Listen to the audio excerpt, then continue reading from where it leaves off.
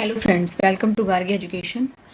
सो friends, आज हम BA semester first Hindi cinema और उसका अध्ययन पढ़ेंगे, जिसमें कि मैं यूनिट नंबर फर्स्ट स्टार्ट करवा रही हूँ आपको, जिसका कि टॉपिक है कला विधा के रूप में सिनेमा और उसकी सिद्धांतिकी। ठीक है फ्रेंड्स, तो सबसे पहले तो इसमें जो पूरा आपकी बुक है वो सिनेमा के ऊपर है कि सिनेमा और उसका किस प्रकार से आप सिनेमा के बारे में ज्ञान लेंगे कि सिनेमा का उदय और किस प्रकार सिनेमा अपनी चरम सीमा पे पहुंचा, कैसे वो जनसंचार का एक सशक्त माध्यम बना। ठीक है, तो फ्रेंड्स, सबसे पहले तो आपको मैं बता दूं कि सिनेमा जो जनसंचार का सबसे मजबूत माध्यम है, यानी वो हमारी अभिव्यक्ति का एक सटीक और सुचारू माध्यम है। ठीक है, इसके माध्यम से जन जन आसानी से मतलब ईजिली जागरूक हो जाता है, क्योंकि इससे हमें सामाजिक, धार्मिक और जितनी भी चीज़ें होती हैं वो देखने को मिलती हैं जो भी समाज में घटित होता है। ठीक है, तो जो सिनेमा है वो मुख्य रूप से मनोरंजन एवं जनसंचार, सूचना और शिक्षा का एक माध्यम है। यानी कि जो सिनेमा है वो मुख्य रूप से मनोरंजन का साधन तो है ही, यानी आपको इससे एंटरटेनमेंट तो मिलता ही है, साथ में ये जनसंचार का एक सशक्त माध्यम है, क्योंकि ये जन जन तक पहुंचाना बहुत आसान होता है। ठीक है, क्योंकि इसको लोग ज़्यादा पसंद भी करते हैं। ठीक है, और सूचना का ये इस प्रकार से माध्यम है कि जो भी समाज में घटित होता है, आपको पता होगा कि हमारी जो भी समाज में, चाहे वो धार्मिक परिस्थिति है, चाहे वो सामाजिक परिस्थिति है, चाहे वो कोई भी परिस्थिति है, वो एक तरीके से सिनेमा ने उसको सशक्त रूप से जनता के सामने प्रस्तुत किया है। ठीक है, और शिक्षा का ये माध्यम तो साथ में है ही, क्योंकि इससे हमें कहीं ना कहीं शिक्षा भी प्राप्त होती है कि समाज में चल क्या रहा है, यानी हम कहीं ना कहीं जागरूक होते हैं सिनेमा से। ठीक है, अब सिनेमा का जो उदय था फ्रेंड्स, वो 19वीं सदी के अंतिम दशक में फ्रांस में हुआ था। तो सबसे पहले जो उसका उदय था, अब वो फ्रांस में हुआ था। ठीक है, यानी भारत में तो बहुत बाद में आया था। सबसे पहले जो इसकी नींव रखी थी वो फ्रांस ने रखी थी। ठीक है, तो इसकी जो शुरुआत थी वो सबसे पहले किससे हुई थी? दृश्य माध्यम से। ठीक है, दृश्य माध्यम से इसकी शुरुआत हुई थी। तो दृश्य माध्यम से यानी कि आपको केवल चित्रों के माध्यम से सिनेमा दिखाया जाता था, यानी चित्रों के माध्यम से हम सिनेमा को देख पाते थे। यानी अलग अलग तरीके से जो सिनेमा को हमारे समक्ष प्रस्तुत करके लाए हैं, वो चित्रों के माध्यम से हमें घटनाओं को दिखाते थे। ठीक है, अलग अलग चित्र को खींच के और उसको उतार कर उसको हम हमारे सामने प्रकट करते थे। उसके बाद क्या हुआ फ्रेंड्स, लेकिन कुछ दशकों के बाद, ठीक है, चित्रों के माध्यम से तो आपको एकदम से मतलब केवल चित्र दिखते थे, लेकिन बाद में क्या किया, आवाज़ को भी जोड़ा गया, यानी मूक चीज़ें, मतलब हमें यानी आवाज़ को, यानी आपको सुनाई भी दिया जाने लगा वो सिनेमा। ठीक है, केवल देख ही नहीं सकते आप चित्रों को, साथ ही साथ बैकग्राउंड में आवाज़ को भी डाला गया। तो इस तरीके से जो सिनेमा 19वीं सदी में आया, वो दृश्य और श्रव्य माध्यम बन गया, यानी देखने और सुनने का माध्यम बना। ठीक है, फिर धीरे धीरे उसमें चेंजेस आए। ठीक है, तो जैसे कला का संबंध सृजन से है। सृजन मतलब फ्रेंड, जैसे आप जो सिनेमा है वो कला का माध्यम है। ठीक है, एक आर्ट है, लेकिन उसमें भी कहीं ना कहीं क्रिएटिविटी आई, यानी जैसे प्रौद्योगिकी विकास हुआ, जैसे टेक्नोलॉजी का विकास हुआ, धीरे धीरे हमारे सिनेमा में भी परिवर्तन आते चले गए। ठीक है, तो मनुष्य अपने आरंभिक समय में सृजनात्मकता का परिचय करता है, यानी धीरे धीरे सिनेमा जगत में क्रिएटिविटी, यानी धीरे धीरे जैसे जैसे प्रौद्योगिकी विकास हुआ, सिनेमा में भी विकास होता चला गया। ठीक है, तो मानव सभ्यता के साथ साथ कला का भी विकास होता है, जहाँ से मनुष्य संकुचित विचारों से ऊपर उठता है। यानी जो पहले ज़माने में लोग पसंद नहीं करते थे सिनेमा को, या कोई भी चलचित्र देखना पसंद नहीं करते थे जहाँ पे, तो उनका भी कहीं ना कहीं वो भी अपने संकुचित, यानी कि बहुत रूढ़िवादी विचारधाराओं से ऊपर उठकर वो भी मतलब सशक्त, जागरूक हुए सिनेमा के द्वारा। ठीक है, तो इस प्रकार से सिनेमा कई कलाओं की समुचित विधा है। देखो, कई कलाओं की समुचित विधा मतलब, अब सिनेमा में मात्र आपको केवल, आप देखेंगे आपको मूवी में केवल आपको एक मॉरल या कुछ भी आपको एक कहानी देखने को नहीं मिलती, उसमें आपको नृत्य, बहुत सारी विधाएं होती हैं कला की, जैसे कि संगीत होता है, नृत्य होता है, अभिनय होता है, चित्रकला होता है। तो ये सारी कलाएं जो है आपने देखा होगा किसी भी सिनेमा में सम्मिलित होती है। ठीक है, आपको उसमें नृत्य देखने को मिलता है, आपको गीत संगीत, ताकि जो दर्शक है वो जुड़ा रहे उससे। ठीक है, उसको इंटरेस्ट बना रहा है उसका। वो मात्र एक कहानी नहीं बोली जाती, डायलॉग्स फॉर्म में नहीं बोला जाता, अपितु उसमें जो कला की सारी विधाएं हैं, नृत्य, संगीत, अभिनय, चित्रकला, सभी कलाएं इसमें सम्मिलित होती हैं। ठीक है, तो इसीलिए सिनेमा आज जनता के लिए सफल हुआ है। ठीक है, तो सिनेमा आज के दौर में एक महत्वपूर्ण कला का माध्यम है। तो फ्रेंड्स, सिनेमा जो हमारी संस्कृति का हिस्सा है, तो हमारी संस्कृति का किस प्रकार से हिस्सा है, यानी कि हमें जो भी चीज़ें यथार्थ रूप से समाज में दिखती हैं, कहीं ना कहीं हमें सिनेमा जगत से ही हम उस पर जागरूक होते हैं। मतलब हमने कहीं ना कहीं, हमें चाहे हमें फैशन के बारे में जानकारी मिलती हो, चाहे हमें समाज की धार्मिक जानकारी मिलती हो, चाहे हमें कोई भी राजनीतिक जानकारी मिलती हो, कहीं ना कहीं हमें सिनेमा से ही इसका ज्ञान होता है। ठीक है, तो सिनेमा हमारे जनजीवन की कला का एक मतलब प्रभावित करता है हमें, जन जन को।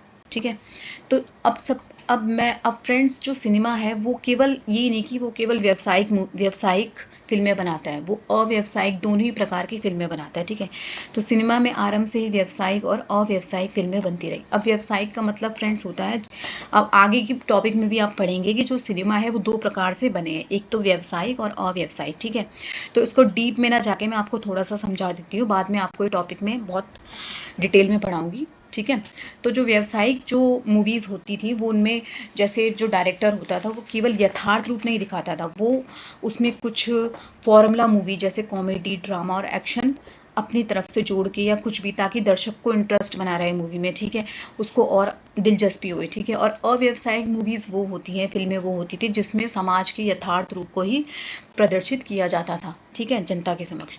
तो इस प्रकार से ये जो सिनेमा था उसका व्यावसायिक और अव्यावसायिक फिल्में शुरू से ही बनती रही हैं। ठीक है, तो आज सिनेमा मुख्य रूप से मनोरंजन एवं जनसंचार का सर्वाधिक लोकप्रिय माध्यम है, ये तो आपको पता ही है।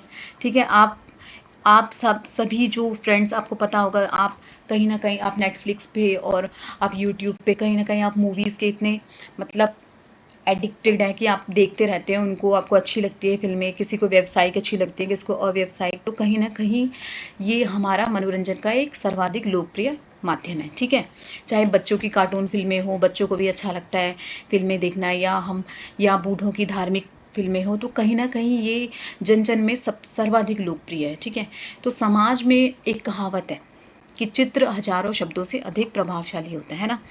आप चित्रों के माध्यम से अच्छी तरीके से किसी भी चीज़ को समझ पाते हैं। ठीक है, आपको कोई भी ज्ञान दे रहा है, कुछ भी दे रहा है, लेकिन अगर वो चित्रों के माध्यम से आप चीज़ों को देखते हैं तो आपको वो दिमाग में बहुत अच्छे तरीके से फीड हो जाता है। ठीक है, तो इसी प्रकार एक फिल्म हजार चित्रों से अधिक प्रभावशाली होती है। तो ये था फ्रेंड्स कि फिल्में किस प्रकार से बनी, किस प्रकार से उनका आरंभ से कैसी फिल्में बनी। लेकिन जब फिल्में बनी हैं तो उसका विकास की जो नींव थी वो तो फ्रांस ने रखी थी, लेकिन कैसे कैसे वो बढ़ता चला गया, कैसे कैसे उसका विकास हुआ। तो सबसे पहले फ्रेंड्स, जो 1879 के आसपास एक अमेरिकी फोटोग्राफर हुए, माइब्रिज। ठीक है, अब फोटोग्राफर मतलब जैसे मैंने आपको बताया था कि जो फिल्में थी वो शुरुआत में चित्रों के माध्यम से दिखाई जाती थी। ठीक है, तो इन्होंने ही शुरुआत करी इसी चीज़ की कि जरा तरह तरह के समाज में जो जितनी भी घटित जो भी घटनाएं हैं उसको चित्रों के माध्यम से जनता के सामने प्रस्तुत किया। और उसके बाद 1882 में फ्रांसीसी वैज्ञानिक जूलियस मरे हुए। उसके बाद 1883 में थॉमस अल्वा एडिसन, और जो 1890 में कोडक कंपनी आपको पता होगा कैमरे की कंपनी है। तो इसी तरीके से ये जो जितने भी हमारे ये वैज्ञानिक थे, फोटोग्राफर थे, और ये जितने इन्होंने भी क्या किया, जॉर्ज ईस्टमैन आदि ने क्या किया, कहीं ना कहीं कैमरे में सुधार किया। ठीक है, अनेक प्रयोग किए, जिसके इन सभी के प्रयोगों से क्या हुआ, जो कैमरे में बहुत सारे सुधार आए। ठीक है, बहुत सारे कहीं ना कहीं टेक्नोलॉजी आगे बढ़ी कैमरे की। ठीक है, तो उसके फलस्वरूप यानी इन सभी के मेहनत से, इनके सभी के योगदान से क्या हुआ कि फिर फिल्मों का किसने आविष्कार किया? टू ब्रदर्स जो थे ल्यूमिये ब्रदर्स, इन दोनों ने क्या करा कि 28 दिसंबर 1895 को ग्रेट कैफे पेरिस में विश्व की पहली गतिशील फिल्मों का प्रदर्शन किया। यानी कि सभी ने कैमरे के आविष्कार के बाद ल्यूज ब्रदर्स ने जो देखा कि हाँ अब कैमरे मतलब चलचित्रों को अच्छे तरीके से जनता के सामने लाया जा सकता है, थोड़ा म्यूज़िक लाया जा सकता है और श्रव्य माध्यम उस पर जोड़ा गया। तो ओवरऑल जो सबसे पहली गतिशील मूवी बनाई वो लुइस ब्रदर, ये आपको याद रखना है, ल्यूमिये ब्रदर्स ने 28 दिसंबर 1895 को ग्रेट कैफे पेरिस में विश्व की पहली गतिशील फिल्म का प्रदर्शन किया। ठीक है, और उसकी विषय वस्तु क्या थी? यानी उसकी जो विषय वस्तु थी वो थी स्टेशन पर ट्रेन का आगमन। तो ये जो ऐसी चीज़ें हैं फ्रेंड्स, ये आपको याद रखनी है। ठीक है, आपको इसको एज इट इज़ याद रखना है। जैसे सन हो गए और आपको ये मूवीज़ के नेम हो गए, आपको एज इट इज़ याद रखने। तो उन्होंने जो ल्यूमिये ब्रदर्स थे, तो उन्होंने कौन सी विश्व की पहली गतिशील फिल्म बनाई? वो स्टेशन पर ट्रेन का आगमन, फैक्ट्री से निकलते मजदूर और सी बात। तो ये 3 ऐसी मूवी थी जो फर्स्ट टाइम सिनेमा जगत में एक परिवर्तन लाए। ठीक है, उसके बाद फ्रेंड्स, अब ये तो थी फ्रांस में सबसे पहले इसका उदय हुआ, ल्यूमिये ब्रदर्स ने इसकी विश्व की पहली फिल्म बनाई। अब भारत में इसका आगमन कैसे हुआ? ठीक है, तो भारत में सिनेमा का जो श्री गणेश था वो ल्यूमिये ब्रदर्स के द्वारा 1896 में मुंबई के वॉटसन होटल में किया गया। ठीक है, यानी कि उन्होंने मुंबई के सबसे पहले उन्होंने जो अब श्री गणेश था भारत में, वो 1896 में मुंबई के वॉटसन होटल में किया। उन्होंने अराइवल ऑफ द ट्रेन, अब कौन सी मूवी सबसे पहले भारत में आई? अराइवल ऑफ द ट्रेन और लेडीज एंड सोल्जर आदि फिल्मों का प्रदर्शन किया। तो ये चीज़ें आपको याद रखनी है फ्रेंड्स कि सबसे पहले भारत में श्री गणेश ल्यूमिये ब्रदर्स ने ही किया था और उन्होंने अराइवल ऑफ द ट्रेन और लेडीज एंड सोल्जर आदि फिल्मों का प्रदर्शन किया। ठीक है, ये 2 फिल्में आपको याद रखनी है अगर आपसे एग्जाम में पूछा जाएगा। उसके बाद फ्रेंड्स क्या हुआ? तब तक मुंबई के जो थिएटर नाटक दिखाने के लिए जाने जाते थे, यानी कि आपको पता है कि भारत में सब सिनेमा नहीं था।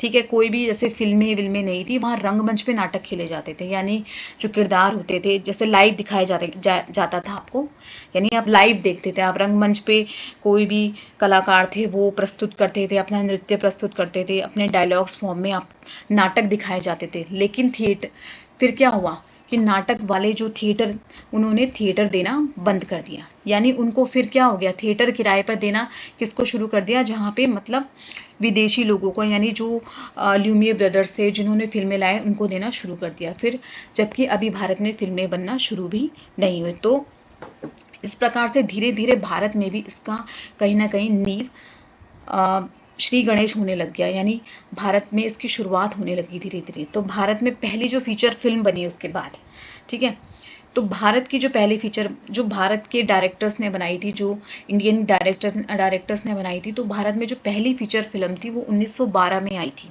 ठीक है, ये आपको याद रखना है कि जो पहली भारत में फीचर फिल्म आई थी वो पुंडलिक बनी थी, उसका नाम था पुंडलिक। और ये फिल्म किसने बनाई थी? आर.जी. तोरणे ने और एन.जी. चित्रे के सम्मिलित प्रयास से बनी थी। ठीक है, तो ये आपको याद रखना है। उसके बाद पुंडलिक के बाद क्या हुआ कि 1912 में पुंडलिक के बावजूद भारत में पहली फीचर फिल्म होने का गौरव ढूंढीराज गोविंद फाल्के, आपको पता होगा फाल्के जी, आपको पता फाल्के, तो आप कई लोगों को नॉलेज होगी फाल्के साहब की। ठीक है, उनका जो पूरा नाम था वो ढूंढीराज गोविंद फाल्के था।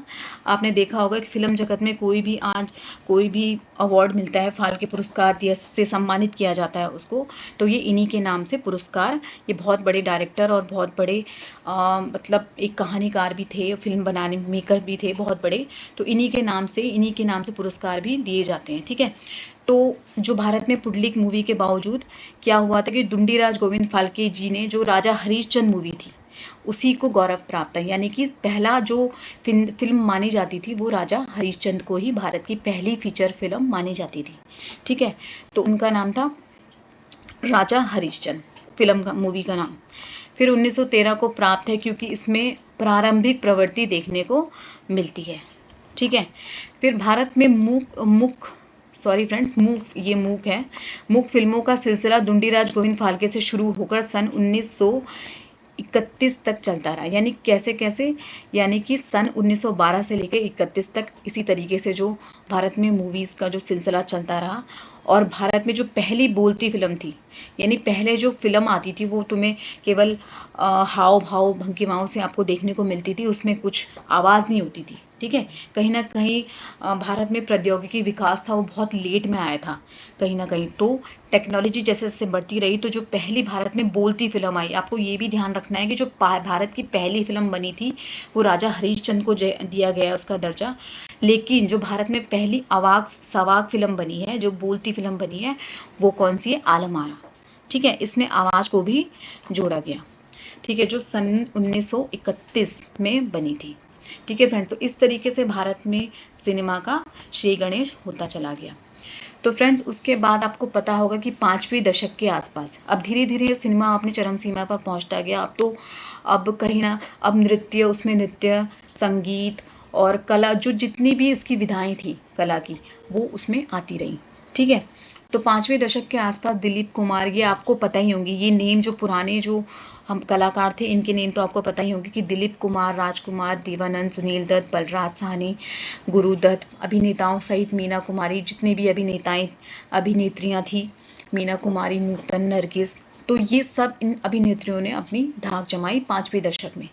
ठीक है, अब धीरे धीरे फ्रेंड्स क्या हुआ कि जैसे जैसे ब्लैक एंड वाइट मूवीज़ आती थी, जैसे आपने देखी होगी सन 60 के दशक में मुगले आजम आई थी, सबसे पॉपुलर मूवी जो उस टाइम बहुत ज़्यादा फेमस हुई थी। तो यह फिल्म अपने अभिनय, संगीत व अपनी भव्यता के कारण दर्शकों को खूब सराही और सर्वाधिक मुनाफा कमाने वाली फिल्म बनी। तो इस तरीके से आपको बताते चले जाना है कि किस तरीके से सिनेमा का विकास होता गया भारत में। ठीक है, किस तरीके से लोग जागरूक होते गए सिनेमा के प्रति, लोगों को कहीं ना कहीं ये बहुत ही सशक्त माध्यम मिला जनसंचार का। ठीक है, और साथ ही साथ मनोरंजन का भी। तो इसी काल में राजेश खन्ना सुपरस्टार के रूप में उभरे। उन्होंने आनंद, खामोशी, अब देखिए फ्रेंड्स, अब जैसे मुगले आजम तक जो जैसे मूवीज़ थी वो ब्लैक एंड वाइट में बनती थी, लेकिन धीरे धीरे उसमें कलर्ड मूवीज़ भी बनने लगी। आप देखेंगे कि राजेश खन्ना के दौर में आपको मूवीज़ कैसी मिलती है? कलर्ड मूवीज़ मिलती है। ठीक है, तो उसमें जैसे उन्होंने मूवीज़ करी, आनंद, ये सारी मूवीज़ के नेम है फ्रेंड्स। आप कोई भी 2-4 मूवीज़ के नाम याद रख सकते हैं। ठीक है, आनंद, खामोशी, आराधना, कटी पतंग, ऐसी फिल्मों उन्होंने जबरदस्त सफलता प्राप्त की। ठीक है, तो राजेश खन्ना के बाद अगले जो सुपरस्टार थे वो आपको पता होगा, अमिताभ बच्चन पर्दे पर उभरे, उन्होंने एंग्री यंग मैन और साथ हिंदुस्तानी जंजीर, दीवार, शोले, सुहाग जैसी सुपरहिट फिल्मों में ऊंची छलांग लगाई। ठीक है, तो इसी दौरान विनोद खन्ना और धर्मेंद्र एक्शन हीरो के रूप में अपने को स्थापित किया। तो इस तरीके से फ्रेंड्स, सिनेमा मात्र एक चित्र नहीं, एक दृश्य श्रव्य माध्यम ही नहीं, अपितु इसमें अब व्यावसायिक अव्यावसायिक तरीके से फिल्मों का आगमन होता चला गया। यानी मेलोड्रामा, एक्शन मूवी बनने लग गई और यथार्थ को भी दिखाया गया, लेकिन साथ ही साथ उसमें कॉमेडी भी डाली गई, उसमें एक्शन भी डाला गया और कला की सारी विधाएं भी डाली गई। ठीक है, तो 90 के दशक के बाद हिंदी सिनेमा में कई तरह के ग्रुप बने। अब कुछ लोगों के लिए जो सिनेमा था सिर्फ एक व्यवसाय था, जैसे मैंने आपको बताया कि उन्होंने अपनी तरफ से बहुत कुछ मसाला फिल्में डालने की कोशिश करी। ठीक है, और यह वो लोग थे जिन्हें सिनेमा बनाना अपनी पुरानी पीढ़ी से विरासत में मिले। मतलब कहीं आपको देखा होगा कि जो फिल्में हैं, जो डायरेक्टर्स हैं, या इवन जो हीरो है या एक्टर है, एक्ट्रेस है, वो उनकी पीढ़ियां दर पीढ़ियां चलती रही है सिनेमा में। ठीक है, आपको देखा होगा जैसे कपूर फैमिली का, आप राज कपूर है या ऋषि कपूर है या करिश्मा कपूर, तो इस तरीके से कहीं ऐसे 2 ग्रुप में ऐसे बटे 90 के दशक में जो उनको अपनी विरासत में ही, पुरानी पीढ़ी से ही सिनेमा विरासत में ही मिला। ठीक है, तो दूसरे वो लोग थे जो संघर्ष के बाद अपना स्थान बना पाए, है ना, जिनका पहले से सिनेमा से कोई लेना देना नहीं था, लेकिन बाद में वो खुद उन्होंने अपना खुद मेहनत करके आगे बढ़े और फिल्में बनाकर पैसा कमाए, है ना। जैसे बहुत अलग डायरेक्टर जैसे राम गोपाल वर्मा हो गए, डेविड धवन, करण जौहर, आदित्य चोपड़ा आदि श्रेणी में आते हैं। ठीक है, अब तीसरे वे लोग थे जिनके लिए सिनेमा एक आंदोलन है। अब सिनेमा मात्र, देखिए फ्रेंड्स, जैसे मैं आपको बता रही हूँ कि सिनेमा में कहीं जो डायरेक्टर्स थे उन्होंने फॉर्मूला फिल्में बनाने की कोशिश करी, यानी फैमिली मूवी बनाने की कोशिश करी। आप देखते हैं B.R. चोपड़ा की फिल्में होती हैं, करण जौहर की फिल्में होती है, जिसमें कोई भी लड़ाई झगड़ा या कोई समाज का यथार्थ रूप, यहाँ पे उसमें लव कॉमेडी एक्शन आपको मिलेगा। लेकिन तीसरे वो लोग भी थे, किस तरीके का सिनेमा लोगों के सामने आया धीरे धीरे, कि सिनेमा को एक आंदोलन की तरह दिखाया उन्होंने।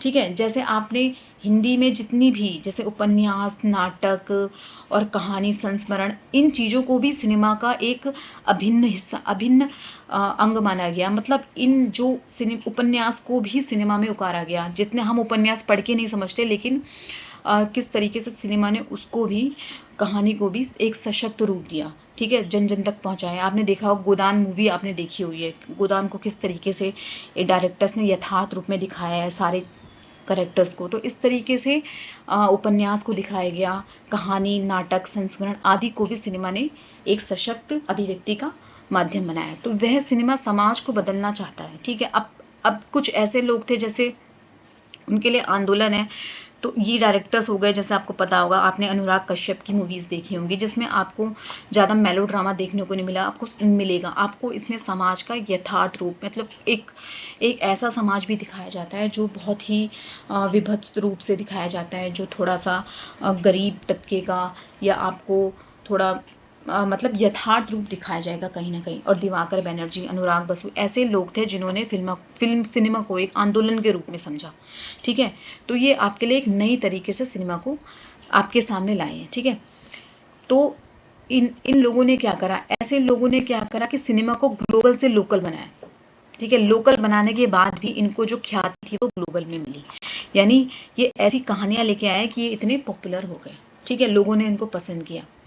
उसके बाद फ्रेंड्स, अब जो फिल्में बनी वो मेन जो होती हैं वो युवा पीढ़ी पे बहुत केंद्रित रही हैं। ठीक है, आपको पता होगा कि जो भारत है वो सबसे युवा देश है। तो यहाँ पे जो केंद्र है वो युवा पीढ़ी में कहीं पिक्चर बनी है। जैसे कि आज जो लोग फिल्में बना रहे हैं उनके केंद्र में युवा पीढ़ी है। जैसे 3 इडियट्स आपने देखी होगी, रंग दे बसंती, स्टूडेंट ऑफ द ईयर आदि फिल्में युवा के मन को छूने वाली है।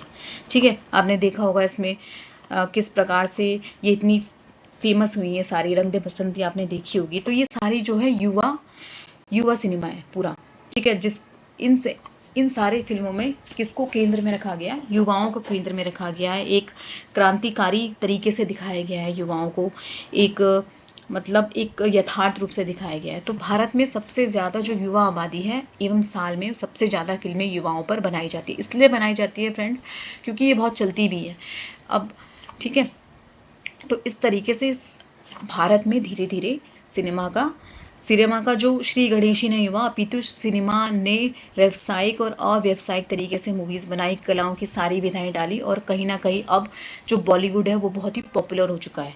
ठीक है, हॉलीवुड की तरह ही वो भी बहुत पॉपुलर हो चुका है। तो ये था फ्रेंड्स सिनेमा का अध्ययन। ठीक है, ये यूनिट नंबर 1 है, कला विधा के रूप में सिनेमा और उसकी सिद्धांत की। ठीक है, ये तो उसका फर्स्ट टॉपिक था। अब नेक्स्ट टॉपिक मैं आपको नेक्स्ट वीडियो में बनाऊंगी। तो तब तक के लिए धन्यवाद। अगर वीडियो अच्छी लगे तो शेयर, लाइक ज़रूर करना। Thank you.